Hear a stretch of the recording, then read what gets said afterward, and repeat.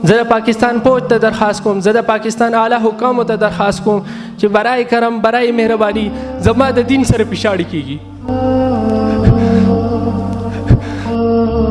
زما د قرآن سره پیشاړی کیږي، زما د جماعت سره پیشاړی کیږي. زه په سم مسلمان یم، زه به د مسلمانۍ هغه دعوه په کم ځای کې کوم. زه به الله له سبا څه جواب ورکوم؟ زه به الله ته څه چې فلسطین جدا ملک او افغانستان جدا ملک. زما علماو ته درخواست دی، ای علماو تاسو به څه وایئ الله ته؟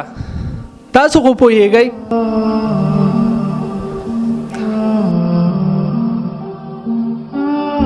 نن که په فلسطین کې ظلم کیږي، نن که په بیت المقدس کې د دین هغه پامال کیږي، د اسلام عزت پامال کیږي، منځګزار وجل کیږي، په منځګزارو د پاسه ډزې کیږي او منځګزارو سره د دین به حرمتي کیږي، د جماعت به حرمتي کیږي، د مسلمانانو د اولنۍ قبلې به حرمتي کیږي، نو منګ وایو هغه جدا ملک دی او زمونږ په خپل ملک کې حالات سم نه دي. مونږ وایو د فلسطین جدا پالیسی ده، مونږ وایو پاکستان جدا ملک دی، مونږ وایو کابل جدا ملک دی، مونږ وایو افغانستان جدا ملک دی. دا نه وایو. نبی پاک صلی الله علیه وسلم فرمایلی دي چې مؤمنان ټول یو دي، مؤمنان ټول یو وجود دی، هغه که د فلسطین دی، هغه که د مصر دی، هغه که د برما دی، هغه که د کشمیر دی. نن د مسلمانانو د څومره چې ظلم کیږي د دې وجه هم دا ده چې مسلمانان په خپلو کې بې اتفاقه دي. که مسلمانان یو موټی وي، مسلمانان یو چونګ وي، یو اتفاق وي، نو هیڅ چرې د اسرائیل نه چې د دنیا د څومره اټمي قوتونه دي د ټولو هم وس نشو کېدی چې مسلمان ته یې په بده سترګه کتلي وي. نن زموږ د مسلمان اتفاق نشتی. مسلمانانو ورونو درخواست دی یو شی او خاص کر د حکامو دا درخواست کوم چې دا دومره قوتونه الله درکړي دي، دا به په کم ځای کې استعمالوئ؟ دا به آخر ستاسو په کار کم ځای له راځي؟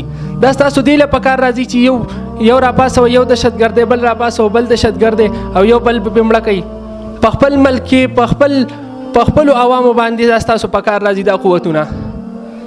ستا قوت ما ته تکړه دی، ستا قوت دهشتګرد ته تکړه دی، ستا قوت دې ته تکړه دی چې پښتون دهشتګرد دی، پنجابی دهشتګرد دی، یو په یو وجنه بل په بل وجنه.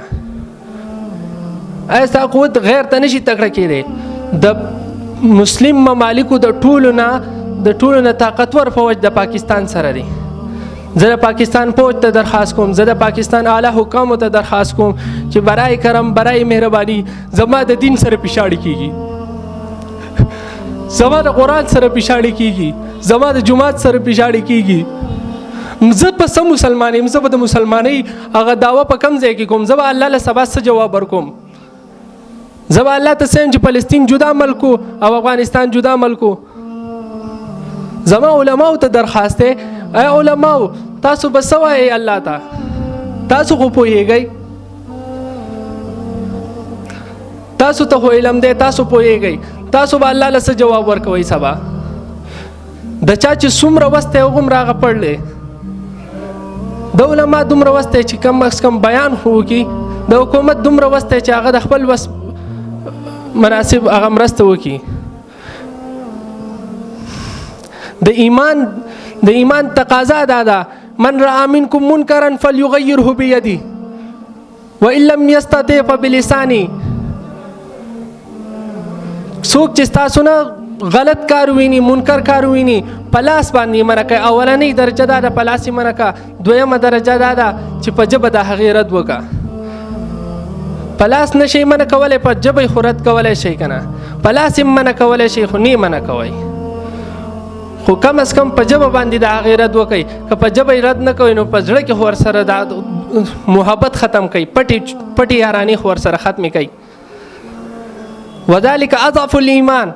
د دین اخوا د سر نه ایمان پتا کې شته نه، ته مسلمان نه. علماو ته زما درخواست دی چې بس دی د امام مهدي انتظار مه کوئ.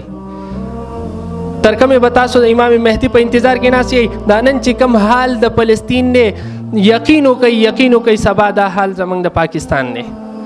نن چې کم ظلم په برما باندې روان دی، سبا دا ظلم زما ستا په کور کې را روان دی، سبا دا ظلم په ما او پتا باندې را روان دی. اپنا سمجھ کر خپل وګڼئ، ایمان د ایمان رور وګڼئ، د اسلام هغه رشته وګڼئ د اسلام هغه چې کوم احکام دي هغه په عمل کیږي د الله دپاره د الله د رضا دپاره زما سره ودرېږئ زه مخنیوی کوم